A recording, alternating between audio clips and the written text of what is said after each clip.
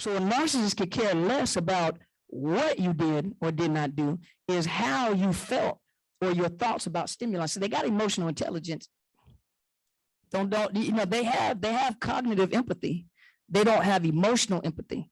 They know how emotions work, or they wouldn't push your buttons to do it. So, when they say a narcissist does not have empathy, they don't have empathy to put their feet in your shoes to see how you feel. They could care less about how you feel, as long as they're getting the results that they want. And if it means to invoke something to make you react a certain way to get what they want, they'll do it. So they have the cognitive empathy because they understand how emotions work, because they know how to stimulate you to get those emotions to work.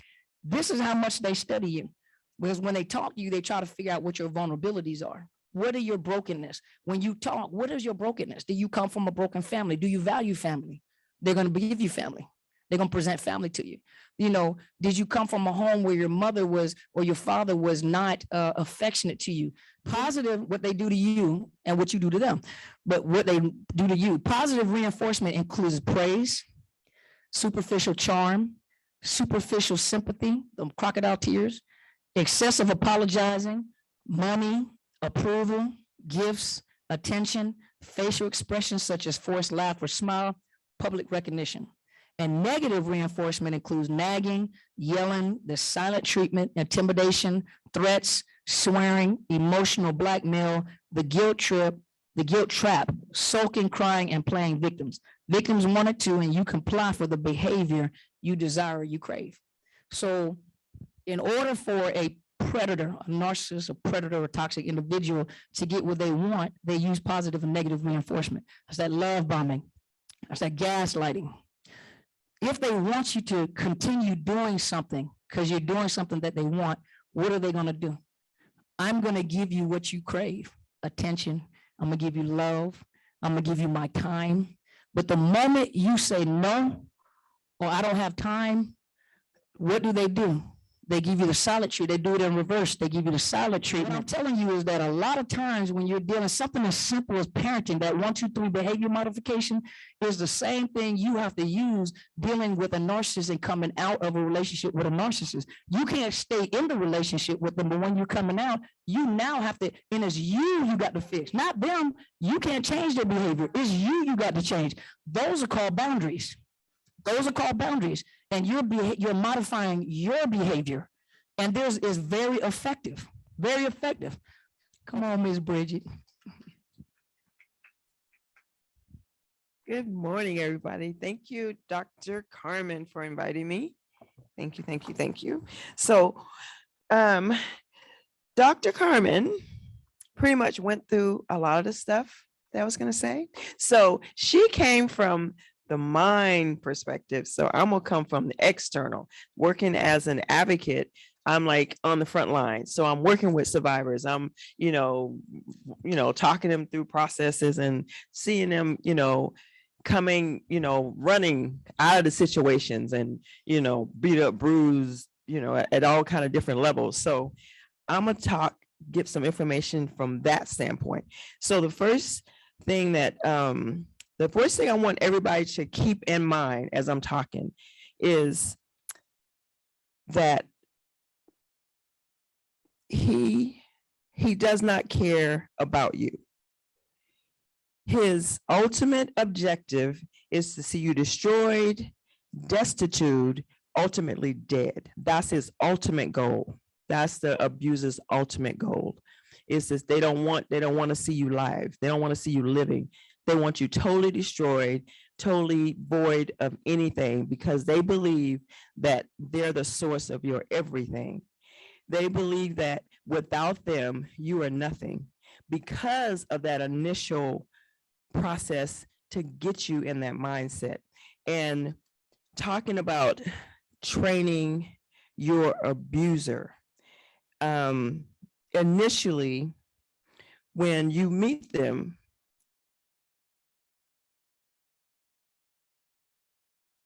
come more from domestic violence, thought process, and domestic violence is the center, is about power and control. And it's also because of narcissism and domestic violence, it intermeshes, you see both. of, okay, so now we're going to talk about and look at how you are training him through this process. And you're not doing it because as a, victim blame or anything, like, you're set up to do it, but you're now in this process that you have to learn how to operate, because you're so into this. He got your mind, he got your will, he got your emotions. So he got you. So now you got to, it's a dance. It's a dance for your life. It's a dance for your children's life. It's a dance for everything. I've seen survivors come into relationships and there was one survivor, she had an inheritance, all this money. Yeah, they have radar, they seek out what they need, put all of her money into home, everything they own. His name was signed on it. He didn't put a dime in there. So now they're at the place where she has to leave because he's about trying to take her life. He strangled her. He did something to her, and now she got to leave. She's finally at that place. Now they feel like, oh, I got to get her back. I'm like, you've been getting her the whole time, So, and it's all about them. All the stuff that Dr. Carmen was talking about is all about them. You don't matter. So everything I talk about, remember that phrase at the beginning. Their ultimate objective is to destroy you, to see you destitute, ultimately dead. So any single thing that you do after you are leaving in that process, you have to keep that in your mind, because sometimes survivors they'll start talking about, oh, I don't think he'll do that. Or the number one thing, he is a good father. He's not going to hurt. I don't believe he'll hurt the kids. So I'll ask the question. I was like, so what does a good father look like? I said, has he ever called you out of your name in front of your children? Has he ever physically hurt you in front of the children? Has he humiliated you in front of the children? Has he said things to the children? Like sometimes they'll say, your mama, look at her, she's just a fat bee, or she's just that, or whatever. They'll say stuff like that to the children, or they'll make the children call the mother's names. They'll make them, call them. I've seen like little 3 and 4-year-old calling their moms the B word because they taught them that. They taught them to disrespect them. They teach them that she's nothing. And so they're now training the children. And so when the separation and when they do leave, now the mothers are left with children who are traumatized because they've witnessed domestic violence. And the number one thing that survivors think is that their children are not affected. Because I'm excited to be here. I really want to thank Dr. Carmen Bryan. Let's give her a hand for putting this together. This is amazing. I really would like to see more of these happening everywhere, because, I really feel like God is doing something and awakening women's spirit and awakening people's spirit to what's really happening out there. For so long, narcissists have been able to hide, but we're taking the covers off them through these programs. I also really want to acknowledge my spiritual mom that's here, Dr. Helen Sattler. Amen. So, the laws of mentality, these are the 12 laws that every woman must know. You must know it to understand how men run game. Write this down, law number 12. Now keep in mind, these laws, they're not rules. They are not rules. They are laws. Rules you can break and there's no penalty. Laws, if you break them, you get penalized and almost punished. And there are consequences. Let me repeat, for every action, there's a consequence when you break a law. So what most women don't know is that when men are introduced to these laws and they understand these laws, if they break them and the circle knows they broke them, there's a penalty that guy has to pay. This is why they don't want to break them, because now you're not included in our functions right now. You're cast out. You don't have access to the money. Guys, this is real. Law number 12. Attract women with your status. The bartering system. The bartering system. The bartering system. B-A-R-T-E-R-I-N-G. The bartering system. Because when you attract a woman with your status, guess what? You don't need money if you're in one of these circles. You don't need money. Why? You're working the bartering system. And guess what? How many of you would believe if I told you, if you Googled up bartering companies, you would find hundreds of them online that are still right there telling you, I'm a bartering company. And every member is part of one of those power circles, and you can find them online. So let me tell you how it works. I'm going to attract you with my status, but I'm not going to use a dime of my money. So here's how I'm going to do it. I know Joe. Joe owns that restaurant over there. He's part of my circle. We're in the same group. I also want to take you to this Airbnb that's right on the beach. So I know Kevin. Kevin owns that Airbnb. He's part of our circle. We have a brotherhood. We all follow the same law. Attract them with your status. So the bartering system is to trade something at equal value. Hey, Joe, guess what? I need to come to your restaurant. Hey, what's up, man?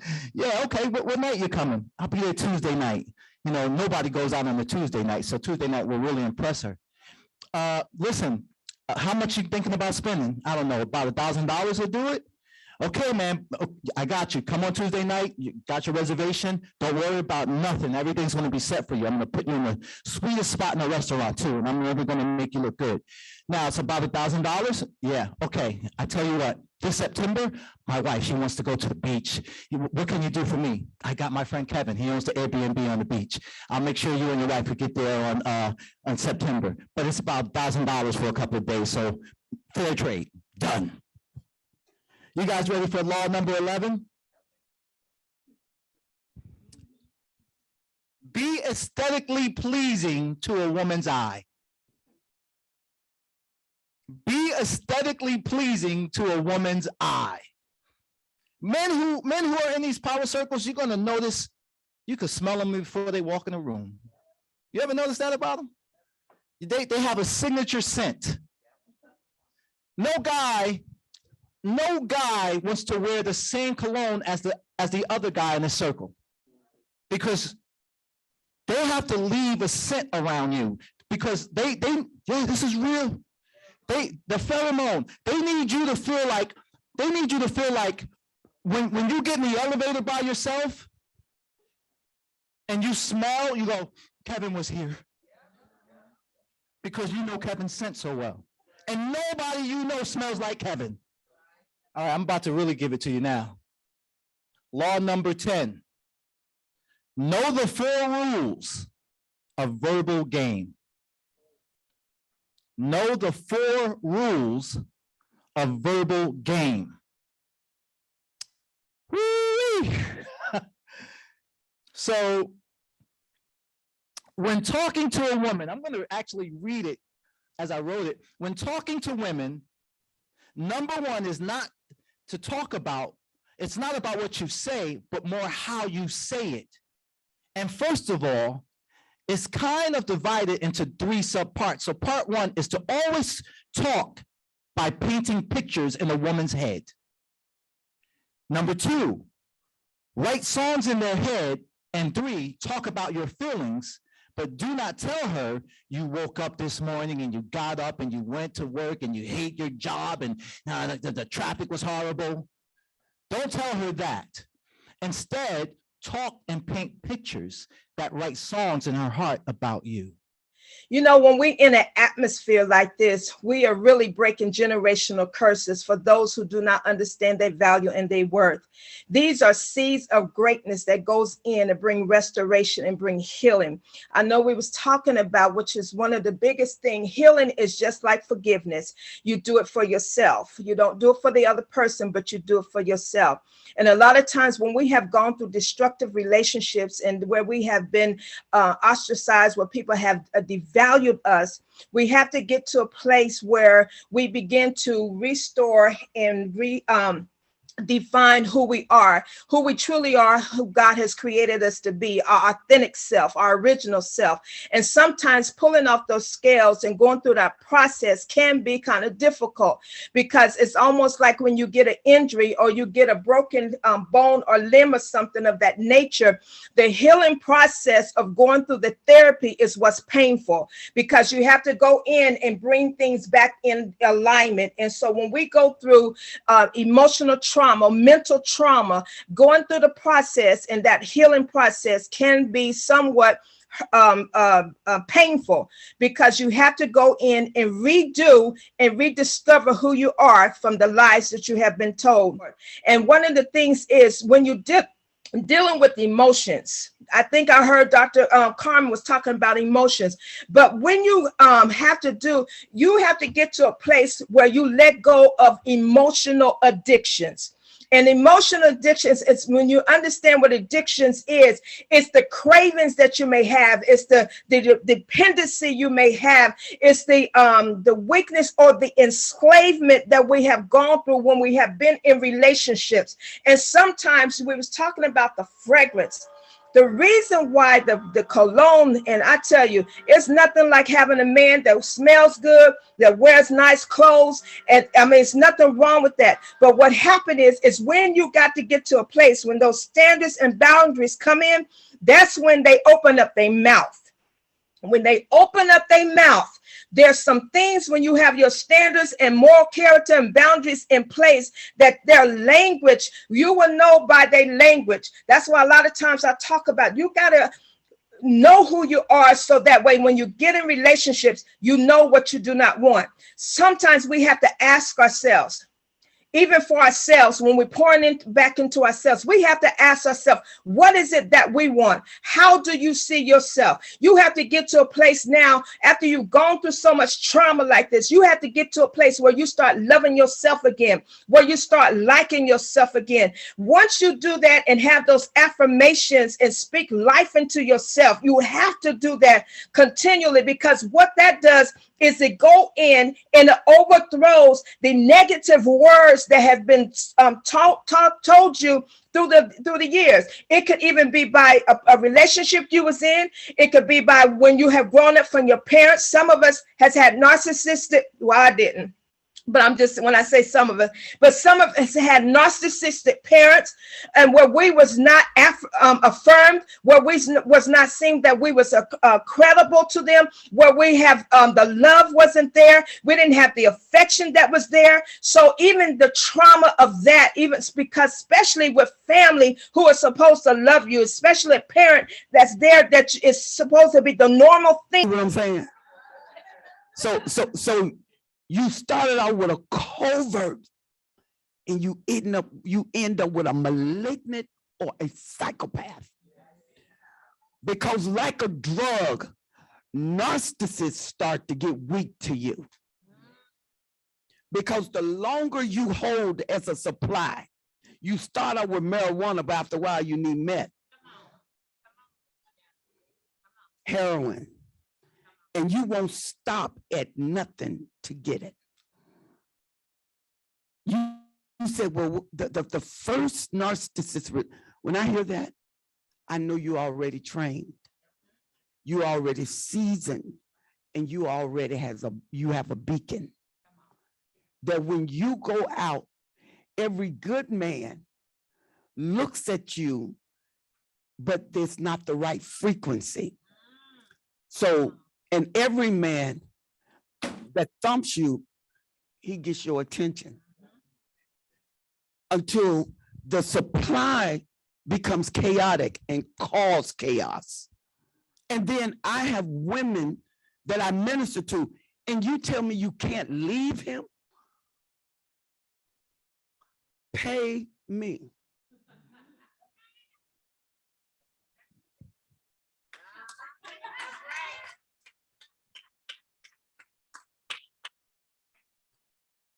You gonna waste my time, then let me make it valuable.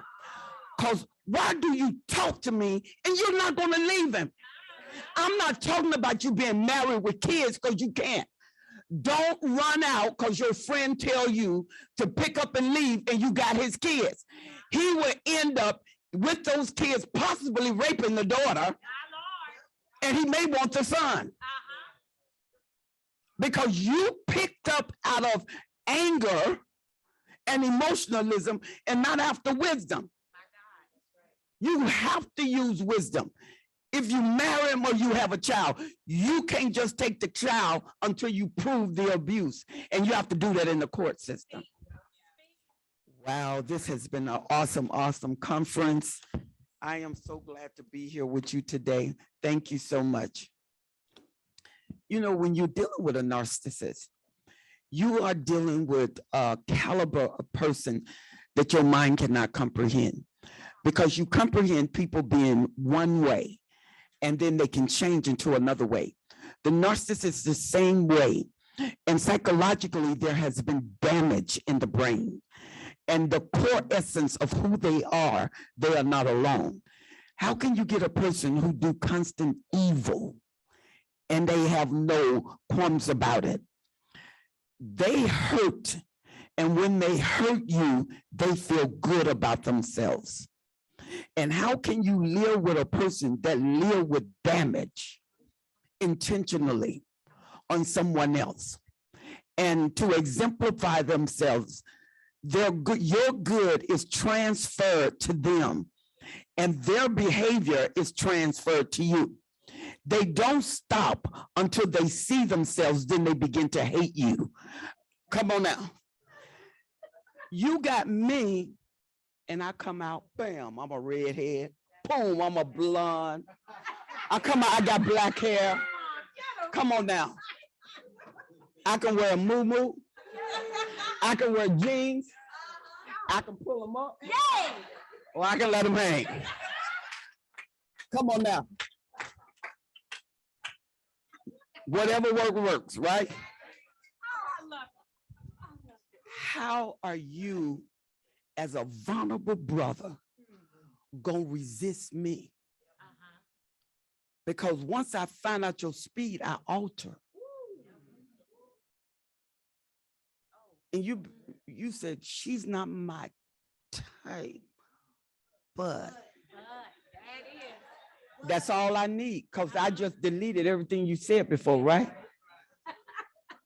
Ladies, what would make a man know that he can use you? With all of the qualities. A narcissist has perfect control. They do. Because they're not using sex for vulnerability, they're using sex for power. That the moment I sleep with you, I am the rapist of your character. I'm the rapist of your confidence. He said, I already know the fact that you've been with me, you are already vulnerable. Because you should have discerned me, because I threw out a hook ring just to see what you would take in the introduction. The love bombing is never just a love bombing. It's a test run. I tried you.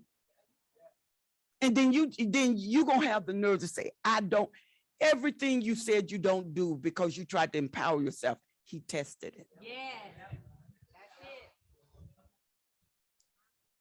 You want to train your terrorists. The moment you meet your predator, you tell your children, don't you talk to a stranger. Who did you talk to? What was he to you? Because you did it. Now your child watch you be abused, and they're confused because you're telling them to do, not to do what you're doing. and they know something is not right, but they can't vocalize it. And the predator is writing the dictionary, the encyclopedia, using you.